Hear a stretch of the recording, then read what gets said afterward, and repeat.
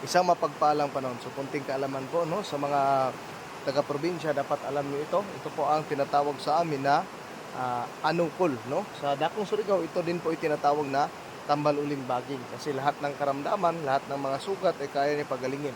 So dito sa amin, tanyag po ito para po sa panggagamot sa panlaban ng kagat ng ahas. Kaya kung nagtaka kayo kung bakit tayo nakapagpagaling, yung pong meron pong nakagat ng ahas na ginamot ng ating langisan, kasi isa ito sa sangkap, no? Yan po. So ang kanyang dagta ay parang ganito. Yan, oh. Sticky ang kanyang dagta. Tingnan niyo yung daliri ko. Yan. Yan yung dagta niya.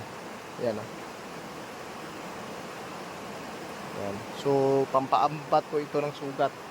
Yan. So yan po ang tinatawag po na tambal uling baging o anungkol. So sa mga nasa bukit, no, may maliliit na dahon, meron din pong mas malaki pang dahon.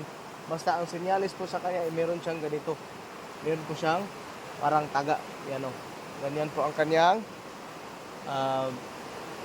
itsura, no? Parang sa ahas, meron po siyang mga taga sa dulo, no?